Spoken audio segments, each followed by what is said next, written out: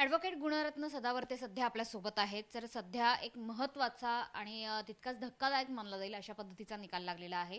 हा धक्का खरं तर ओमराजे निंबाळकरांना आहे, कारण पवनराजे निंबाळकर हत्या प्रकरणातले सगळ्या आरोपींची निर्दोष मुक्तता झालेली आहे.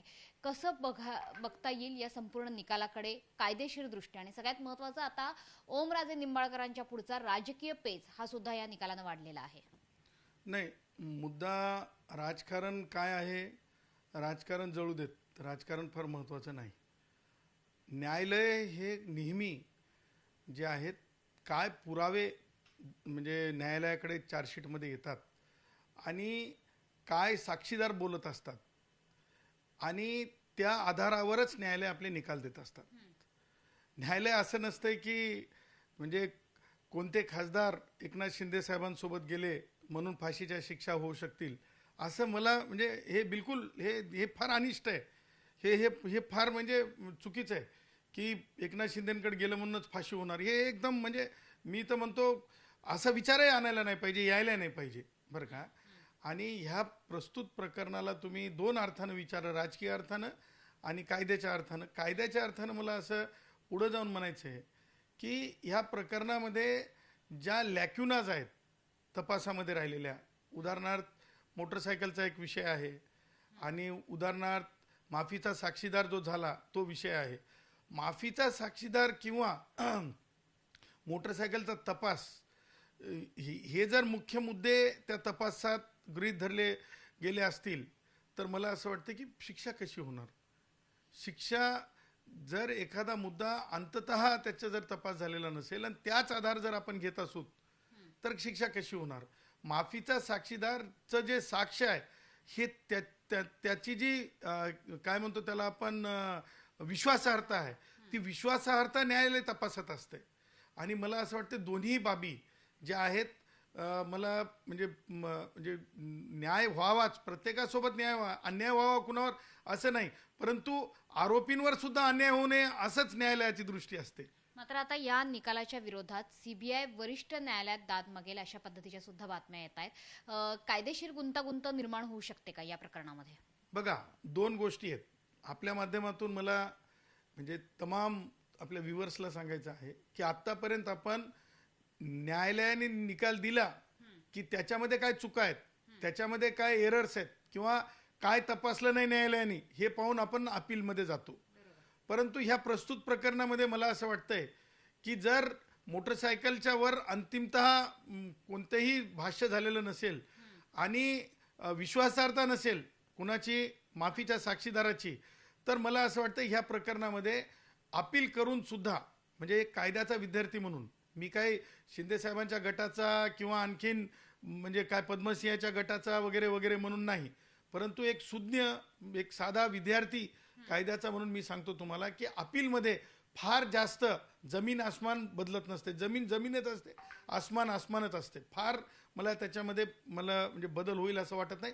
परंतु एक मात्र मला म्हणजे या माध्यमातून सांगायचं आहे, कायद्याच्या दृष्टीनं नेहमी अपीलचा विचार करतो, परंतु कायद्यात तरतूद आहे फर्दर इन्व्हेस्टिगेशन किंवा रिइन्व्हेस्टिगेशन. जर समजा ह्या गोष्टीला हात लागलेला नसेल, हे तपासामध्ये ह्या लॅक्युनाज असतील, तर मला असं वाटतंय की रिइन्व्हेस्टिगेशन किंवा फर्दर इन्व्हेस्टिगेशन ही कायदेशीर प्रक्रिया आहे. मग गुन्ह्याच्या परत एकदा मुळाशी जाण्याची एक संधी असते आणि जर गुन्ह्याच्या मुळाशी जाऊन जर तपास व्हायचा असेल तर मला असं वाटतं की रिइन्व्हेस्टिगेशन किंवा फर्दर इन्व्हेस्टिगेशन हे अधिक चांगलं राहील. कशापेक्षा तर तुमच्या म्हणजे अपीलमध्ये जाण्यापेक्षा. मला एक म्हणजे कायद्याचं म्हणून मी तुम्हाला सुचवत आहे. पुनर्तपास जर या प्रकरणाचा झाला तर कोर्टाने जर आज निरीक्षण नोंदवलेलं आहे की एकतर तुमचा माफीचा साक्षीदार हा विश्वासार्ह नाही, आणि दुसरी गोष्ट म्हणजे संशय निर्माण होतो या अनेक तपासामध्ये. तर हा तपास आणखी खोलवर मुळाशी घेऊन जाण्यासाठी, विशेषतः मोटरसायकलच्या संदर्भातला जो तुम्ही उल्लेख केला त्याचा तपास होण्यासाठी आणि संशयाचा फायदा घेत ज्यांना निर्दोष मुक्तता दिली आहे, तर सखोल तपास जर पुन्हा एकदा झाला तर तो कशा रीतीने होईल? पुन्हा एकदा मागच्या खटल्याचा म्हणजे आता झालेल्या खटल्याचा त्या ठिकाणी संबंध जोडता येईल का? सीबीआयने इथून पुढे कशा पद्धतीने मूव्ह करायला हवं?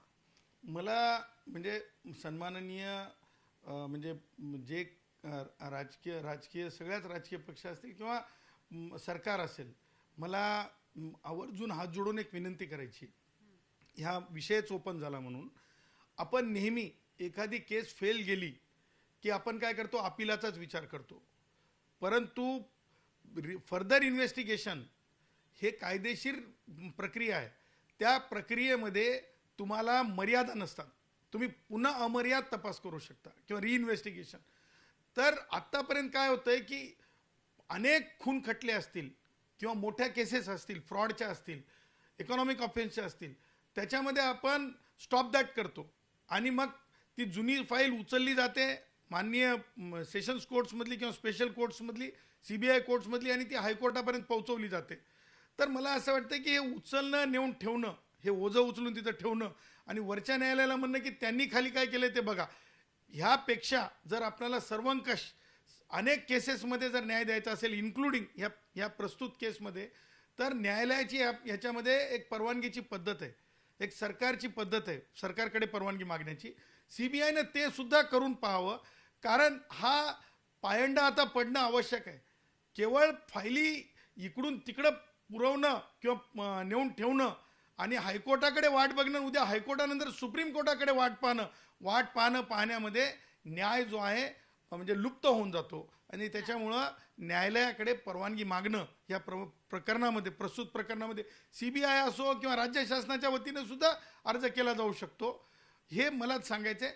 पण आत्ता जे तुम्ही राजकीय विचारलात प्रश्न की ओमराजे यांच्या बाबतीमध्ये, मला हेच सांगायचं आहे की एकनाथ शिंदे सन्माननीय उपमुख्यमंत्र्यांकडे ते खासदार म्हणून गेले म्हणून फाशीच होईल, हा त्यांचा म्हणजे असा जर गैरसमज असेल तर ते गैरसमज कायदेशीरदृष्ट्या ह्याच प्रकरणात नाही, कोणत्याच प्रकरणामध्ये तसा गैरसमज ठेवू नये, हे मला डंकेकी चोटपे सांगायचे. मात्र आता ओमराजे निंबाळकर म्हणतात की शिवसेनेत म्हणजे एकनाथ शिंदेच्या शिवसेनेत जाण्याचा निर्णय त्यांचा अद्याप झालेला नाहीये.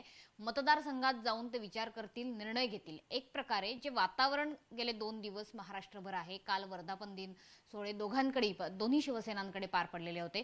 ओमराजे निंबाळकर यांचे फॉलोअर्स कित्येक संख्येने कमी झालेले आहेत, त्यांच्यावर विश्वास ठेवणारे कार्यकर्ते दुखावले गेलेले आहेत. अशा स्थितीत आजच्या खटल्याच्या निकालानंतर ओमराजे भूमिका बदलू इच्छितात का, अशा पद्धतीचं वातावरण आहे. कुटुंबाला न्याय ही वेगळी गोष्ट आहे आणि राजकारण ही वेगळी गोष्ट आहे.